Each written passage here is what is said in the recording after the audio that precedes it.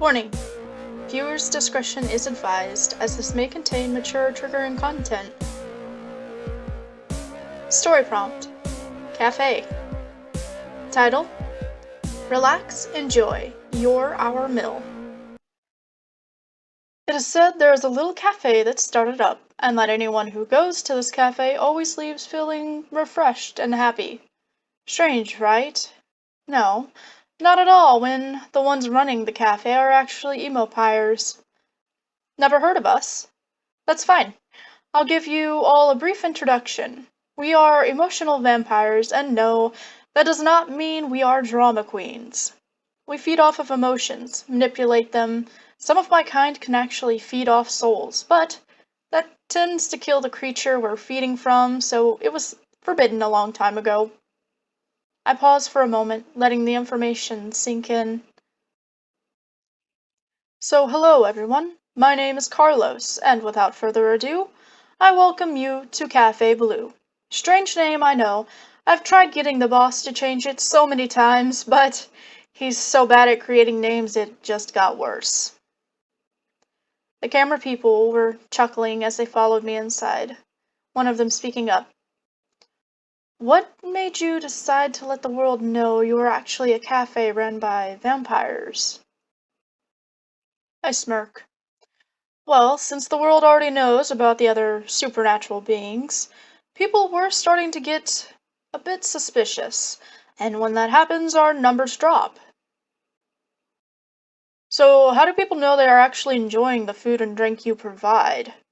Another asked. Well, my good sir, we can only manipulate your emotions, not your taste buds. The others chuckled at the man, who blushed slightly. I smiled. So on with our tour? They nod. I show them around.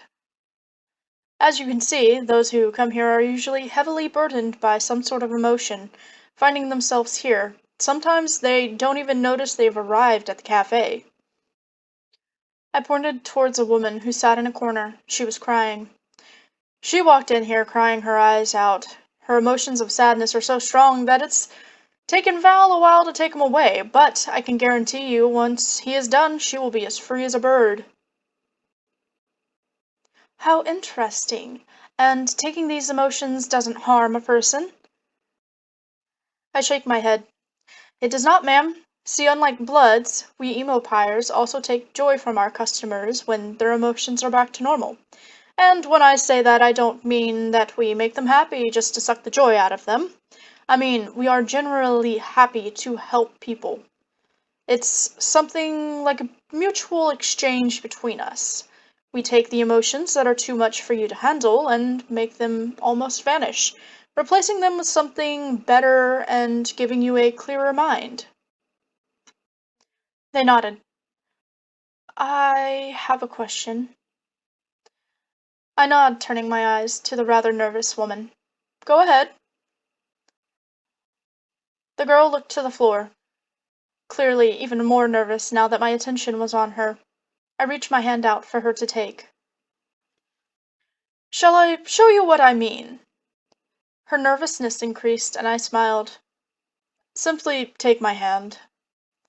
She did, and a warmth crept up along her arm. She felt her body and mind begin to relax, and the nervousness fade away. Her frown soon replaced with a small smile. Whoa. The others seemed just as shocked. I feel amazing. I've been so nervous this entire time. Because you don't care for supernatural beings. She seemed shocked. I... Yes, sorry. I shook my head. It's fine. A lot of people aren't comfortable with us. Also, if you are curious about how I knew that, those of us who are stronger at manipulating emotions can tap into one's mind as well. As for the question you were trying to say, yes, each of us holds a different emotional taste that we prefer. Mine happens to be people who are overly nervous about something. Val's is sadness, Erica's is anger, Jules' emotional preference varies from how she feels. Sometimes she enjoys sadness, other times nervousness, or even overbearing stress. Are those all the emo-pyres that work here? someone asked, and I let go of the woman's hand. No, there are 4 others, but they're actually away at the moment, trying to set up another cafe on the other side of the city. The woman I had just fed off sighed. And what about your boss? What emotion does he prefer? I laugh. He enjoys happiness. By the time we're done with our customers, he gets a small piece of happiness from each of them, which ensures that he gets plenty of his fill. One of the women stepped closer. Do you guys feed off of emotions like love or lust? I nodded. There are some of us who feed off love, but generally that is not an emotion we touch. Remember, we are taking that emotion from you. Most of my kind have no interest in taking love because it can mess with people's lives. Not to mention, as soon as it's tampered with, it becomes very bitter. Lust, on the other hand, can be never-ending and powerful at times. It's something like a dessert to us. It's hot and sweet. They nodded. You guys really aren't like the monsters I've heard about, one man says, and I sigh. There are those of us who are that way, that are, monsters. But, if I'm to be quite honest, every race on this planet has those amongst them that are monsters. They nod in agreement. Anyways, you are here to learn and be served while you watch us work. I've already handled you, I say, looking to the woman with a smile, and then I turn to the others. But you and you are both stressed beyond comparison, and you are actually sad. You, on the other hand, are overjoyed about this entire situation. They were shocked when I pointed out each of their emotions on point. I led them to a table while they filmed, keeping a close eye on the woman who had been crying this entire time. A man with long silver hair and lilac eyes would sit down and hold her hands, talking to her, before getting up and serving her once again. As time went by, the woman stopped crying and started smiling, even laughing. It was amazing watching the change. One of the crew members tugged on my sleeve. How come we couldn't hear her crying or anything like that? They asked. Oh, that would be because there's a special magic encasing this building. It allows us to deepen our conversations with our clients, giving them a sense of privacy even if they are still visible to others. Nothing they say will ever be heard by anyone other than the Emopire taking care of them. How wonderful, one woman said with a smile. I chuckle. Well, if you think about it, it makes the most sense to make sure our customers have as much privacy as they need. Believe it or not, even though we are able to manipulate emotions, if someone has a strong-willed mind, they can stop us from doing so. I really do feel like I'm taking a class on Emopires while enjoying fancy foods and drinks, all for free, one of them said with a chuckle. I smile.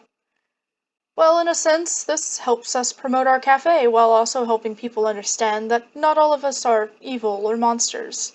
And since this is a live show, nothing will have the chance to be edited from what the viewers see. They enjoyed their time at Cafe Blue a while longer before wrapping things up. Once they were getting ready to end the showing, everyone gathered in front of the camera. The owner stepped forwards. Be sure to come visit Cafe Blue to relax, enjoy, while becoming our next meal. I flinched, smacking him. Boss! That is a terrible way. Those who had been recording all began to laugh. What the bossman says! We guarantee you won't regret it. Be sure to come check out Cafe Blue. I ran a hand over my face with a sigh. All my hard work. After the filming had ended, I went home, feeling rather exhausted due to it all. And the next day I arrived at work, as usual. I expected it to be empty, but there was a major surprise waiting for me. I thought my boss's words would have scared people away, but If this line was anything to go off of, it seemed like we were going to be busy for a very long time. The end! Yeah, I know I'm late. I got lost in the days. But I'm here! I hope you enjoyed this one. I loved writing it out because it's a bit different from the others. If you haven't already, like, comment, and subscribe, and I will see you next time. I will try not to lose track of my days again. Bye!